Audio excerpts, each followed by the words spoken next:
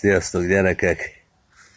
Egy bűntudattal foglalkozó cikkbe botlottam egy önismereti oldalon, vagy egy ilyen önismereti foglalkozó társulatnál, és hát leírják, hogy a bűntudat egy milyen kellemetlen, milyen rossz dolog, milyen alacsony a rezgés száma, és hogy milyen rossz, hogy bűntudatunk van, és az ember akkor minden jobban elítéli magát, annál jobban önsorsrontóvá válik, és ne legyünk túl szigorúak önmagunkhoz, és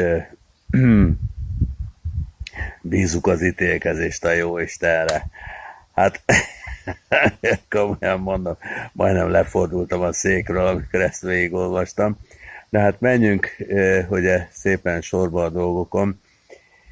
A bűntudat egy nagyon kellemetlen dolog. Ezt majdnem mindenki ismeri saját tapasztalatából, majdnem mindenki találkozott vele, hogy rettenetes.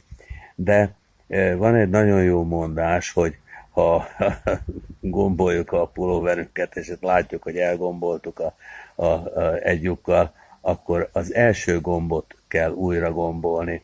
Tehát nem a bűntudattal kell foglalkoznunk, és nem a bűntudat ellen kell harcolnunk, és azt mondani, hogy kerüljük el a bűntudatot, ne legyen bűntudatunk, mert a bűntudat egy automatizmus.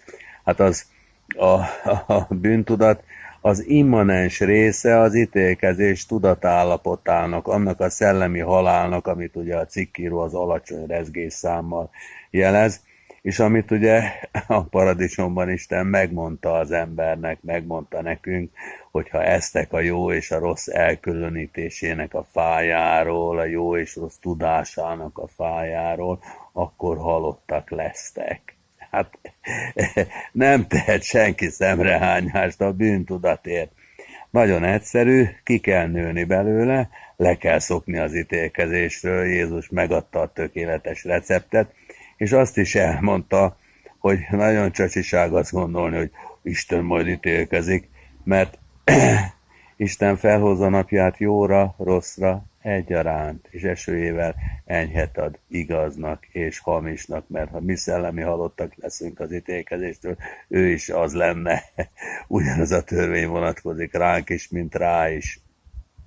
Éppen ezért arról kell leszokni, hogy ítélkezzünk, attól, hogy erőteljesen elkülönítjük a jót és a rosszat, akár másban, akár magunkban, mert ideig, óráig az ember az önmaga fölötti ítélkezést persze el tudja nyomni, de aztán, ahogy Khalil Gibran is mondja, hogy hivatlanul tér be a bűntudat az éj közepén, és azt nem tudja senki feloldani az ember lelkéről. Tehát ne a bűntudat ellen harcoljunk, hanem próbáljunk meg felülemelkedni az ítélkezésen, mert ameddig az ember az ítélkezés ellen is harcol, és azt mondja, hogy az ítélkezés rossz, addig az ítélkezésben maradt, és jottányit sem lépett előre. Tehát az első gombot kell újra gombolni, vissza kell gondolni, ugye, hol rontottuk el a lépést a paradicsomban, amikor ettünk a jó és a rossz elkülönítésének a fájáról.